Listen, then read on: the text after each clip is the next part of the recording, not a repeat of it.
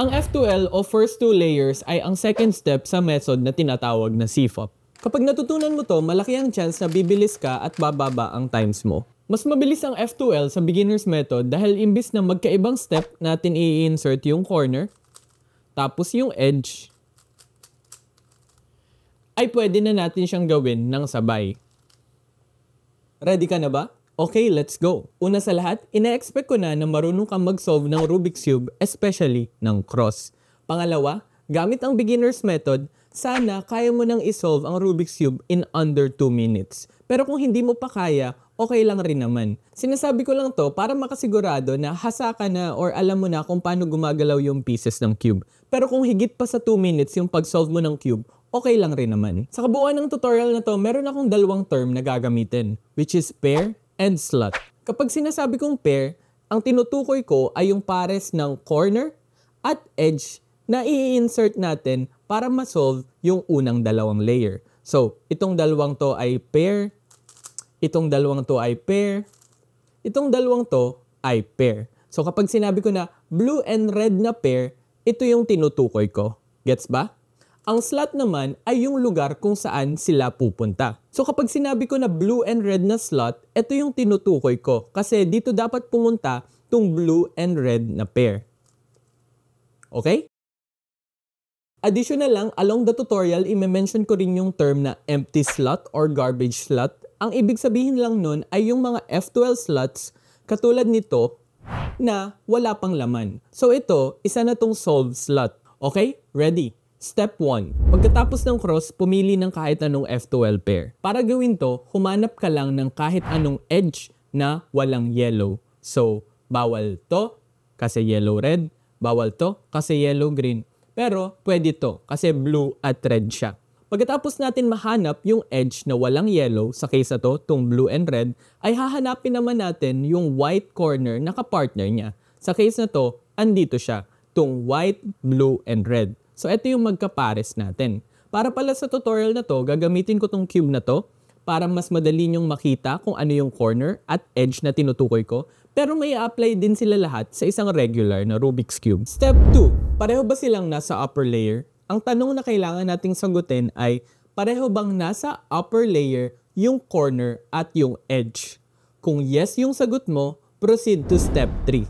Kung hindi naman, meron kayong tatlong case na pwedeng ma-encounter. Una, nasa taas yung corner, tapos nasa bottom 2 layer yung edge. Pangalawa, nasa upper layer yung edge, tapos nasa bottom layer naman yung corner. At pangatlo, walang nasa taas at pareho silang nasa bottom 2 layer. Para sa step 2A, hanapin ko lang yung edge na naandito sa bottom 2 layer, which is this, tong blue and red.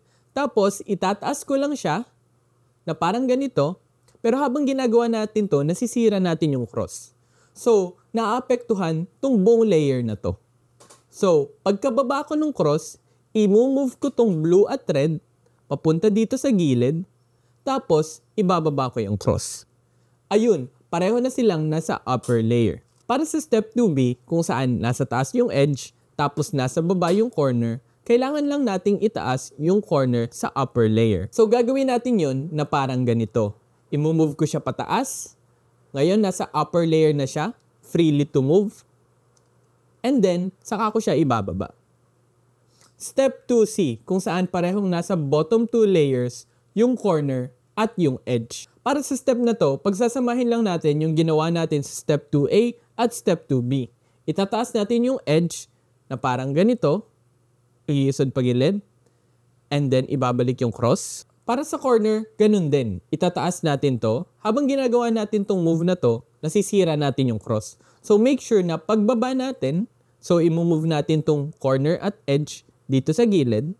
At pagbaba natin, may iwan silang dalawa dito sa taas. Step 3, magkahiwalay ba sila? Nasagot na natin yung unang tanong, which is pareho ba silang nasa upper layer? Sa case na to, oo. At pangalawa, magkahiwalay ba sila? Magkahiwalay ba sa upper layer yung corner at yung edge? Kung yes ang sagot mo, mag-proceed ka na sa step 4. Pero kung no ang sagot mo at magkatabi yung corner at edge katulad ng ganito, kailangan muna natin silang paghiwalayin bago mag-proceed sa step 4. Paano yun gagawin? Madali lang. Itatago lang natin yung corner sa bottom 2 layer tapos i-move yung edge. For example, itatago ko lang tong corner dito sa bottom 2 layer ng parang paganito. Tapos, i-move ko yung edge para pagtaas ko ulit nitong corner, hindi na sila magkatabi. So, pwede ko ilagay yung edge dito o dito. So, sa case na to, pipiliin ko siyang ilagay dito. Tapos, ibabalik ko yung una kong move sa corner. Isa palang paalala para sa step na to ay dapat aware na tayo or iniisip na natin yung naaapektuhan nating slot kapag itinatago natin yung corner. Kapag kasi wala pang solve ng mga F2L cases katulad ng ganito, ay madaling itago yung corner, i-move yung edge, tapos ibalik. Pero kapag patuloy nyo nang sinolve yung cube, makaka-encounter kayo ng case kung saan hindi natin simpleng pwedeng ibaba at itago tong corner, tapos i-move yung edge, kasi may nasisira na tayong already solved the corner and edge pair. Ayaw naman nating gawin yun kasi sayang lang yung una nating mga na-solve. So dapat iniisip na natin na okay, kung itatago ko yung corner dito, naaapektuhan yung slot dito. So dito ko na lang gagawin para kapag binaba ko tong corner, ang maapektuhan ko ay yung empty slot or yung garbage slot. Tapos pwede ko na gawin yung move ko kanina. Iisod ko yung edge, tapos itataas ko yung corner. By the way, nag-a-apply rin pala to gamit yung right side kung gusto nyo itago yung corner ng paganito. So sa case na to, naapektuhan tong solve na slot na to. So iisod ko dito para empty slot yung maapektuhan ko. So itatago ko si corner, i-move ko si edge, tapos pagkataas ko, magkahiwalay na sila. Step 4, pairing and insertion. Ito na, last step na ng F2L, ang bilis naman natin. Commercial lang, kung gusto mo pa akong gumawa ng ibang beginner tutorial or mga tutorial katulad nitong F2L, make sure to like the video and subscribe. Also, kung naghahanap ka ng smooth or madulas na Rubik's Cube katulad nitong nasa video, may link ako sa description kung saan pwede kang makabili. So sa step na to, meron kayong tatlong case na pwedeng ma-encounter. Yung una ay pareho yung kulay ng corner at edge na nasa taas. Sa case na to ay parehong color blue. Case number 2, different or magkaiba yung kulay na nasa taas nung edge at ng corner. So sa case na to, blue yung nasa taas nito at red yung nasa taas ng corner. So case number 2 siya. And lastly, case number 3 kung saan nakatingala or nasa upper face yung color white nung corner natin. Case number 1, same colors on top.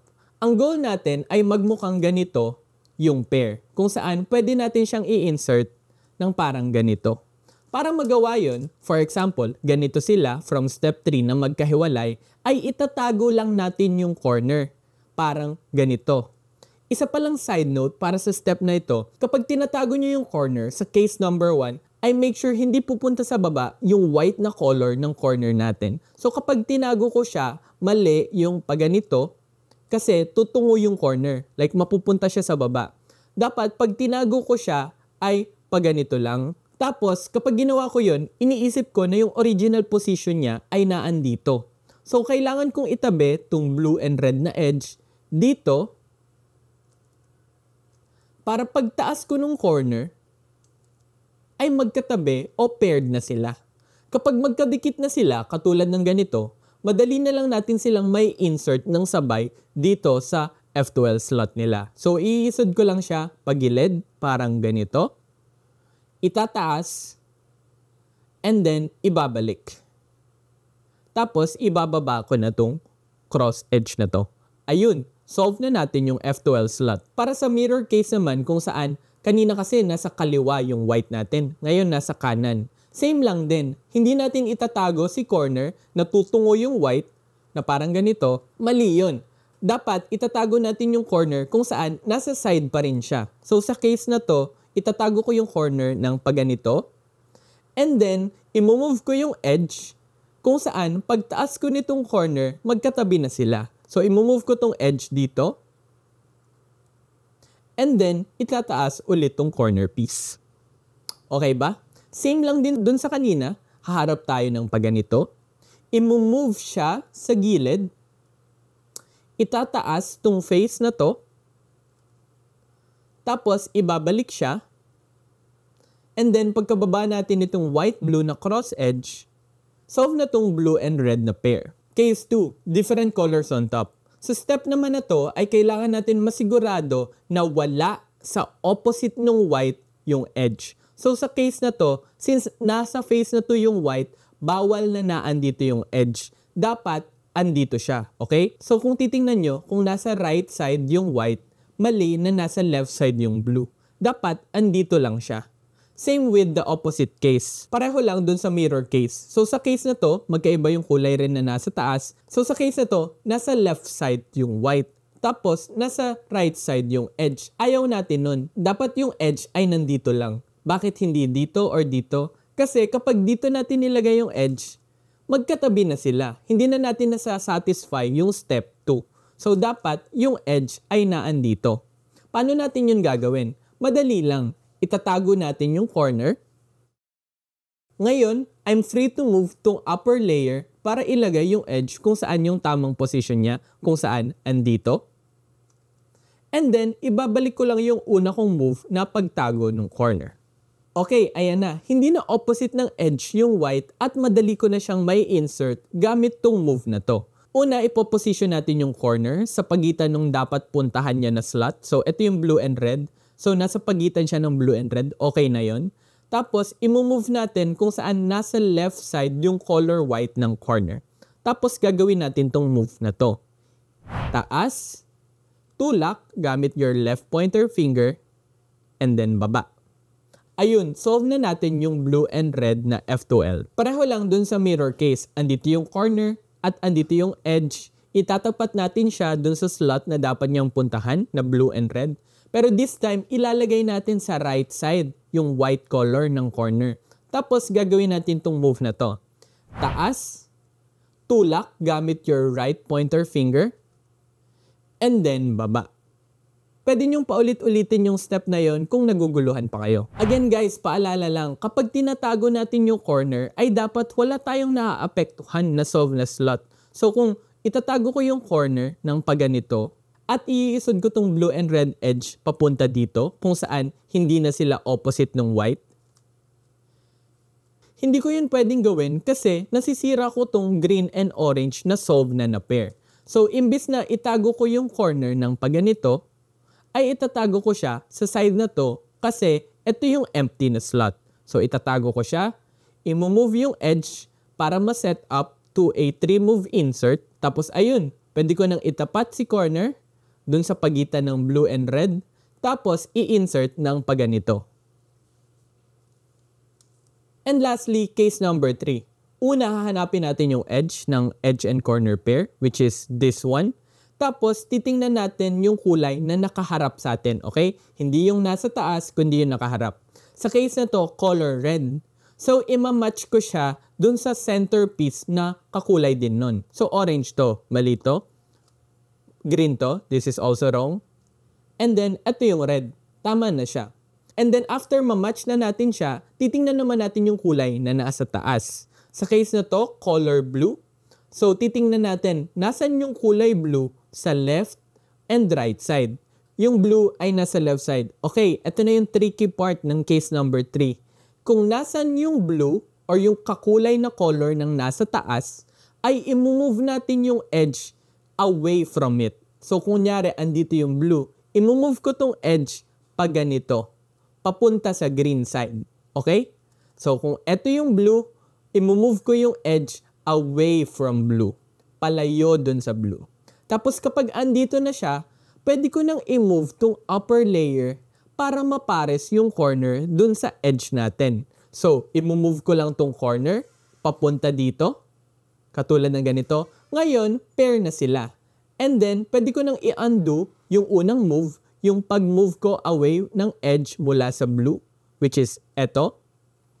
And then, pwede ko na silang i-insert katulad nung case number 1. So, kung dito nakaharap yung white, i-move lang natin sa gilid. Itataas tong red. Ibabalik. And then, pagbaba, solve na yung blue and red na pair. Okay, sa case na to naman ay blue yung nakaharap sa atin. So, ima-match ko lang siya dun sa center na kakulay niya, which is blue. So, ito. And then, titingnan natin yung color na nasa taas ng edge. Sa case na to, color red. So, again, ang gagawin natin, i-move natin yung edge palayo dun sa kulay niya. Away from red. Away from the color na nasa taas. So, i-move ko yung edge. Hindi pa ganito kasi papunta siya sa red, kundi pa ganito. Tapos, pwede ko nang ipares yung corner na nasa upper layer dun sa edge. And then, ibabalik ko lang yung nauna kong move, yung pag-move ko away from red ng edge, which is etong move na to. Ngayon, magkapares na sila na madali nating i-insert katulad nung ginawa natin sa case 1 with same colors on top. So, kung dito ako nakaharap, i-move ko yung white sa gilid. Tapos, itataas ko yung slot kung saan sila pupunta. And then, ibabalik. Pagkatapos nun, pagbaba ko nito, solve na yung blue and red na F2L pair natin. At ayun lang guys, yun lang yung lahat ng cases na pwede nating ma-encounter sa F2L. To end this video, papakitaan ko kayo ng walkthrough solve ng F2L kung saan sasabihin ko lahat ng naiisip ko para maintindihan nyo rin kung paano ko i-apply yung lahat ng steps na tinuro ko dito. Example solve gamit ang F2L. Tapos na ako sa cross. Ngayon pipili na ako ng corner and edge pair para sa unang F2L. Ang pipiliin ko ay itong green at red na nasa taas. Pareho ba silang nasa upper layer? Yes. Magkahiwalay ba sila? Hindi. So, itatago ko si corner. I-move ko si edge out of the way. Tapos, ibabalik ko si corner. Ayun, magkahiwalay na sila. Ngayon, ito yung case number 3 sa step 4 kung saan nasa taas or nakatingala yung white color ng corner natin. So, hanapin ko si edge, itatapat ko siya dun sa same niya na center, titingnan ko yung color na nasa taas, sa case na to red, i-move ko away from red, papunta dito, and then ipapares yung corner. Then pagbalik ko, magka-pair na sila at pwede ko na silang i-insert dito. Okay, susunod naman ay nakita ko tong orange and green na corner. Hahanapin ko yung kapartner niya na edge. Eto siya. So, pwede kong itaas yung edge dito kasi hindi pa sila parehong nasa upper layer ng paganito. I-isod ko siya and then ibababa. Ngayon, andito yung corner at edge. Ang case na to ay yung case number 1 kung saan we have the same colors. So, itatago natin si corner para pagparisin sila. And then, ngayon na pair na sila, pwede ko na silang ilagay dito.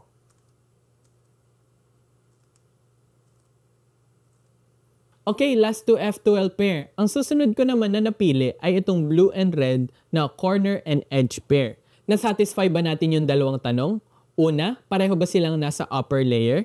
Yes. Pangalawa, magkahiwalay ba sila sa upper layer? Yes rin. So, pwede na tayo mag-proceed sa step 4, case 1. Kung saan we have the same colors on top. So, itatago ko lang yung corner. Pero, oh no, maaapektuhan natin yung solve na green and red. Ayaw natin nun. So, i-move ko tong corner, papunta dito, para kapag tinago ko siya, imbis na solve yung maaapektuhan natin, ay empty or garbage slot na yung maaapektuhan natin. So, ibababa ko tong blue and red. I-isod si blue and red na edge. Tapos, pagkaangat ko sa corner, ay pares na sila. Okay?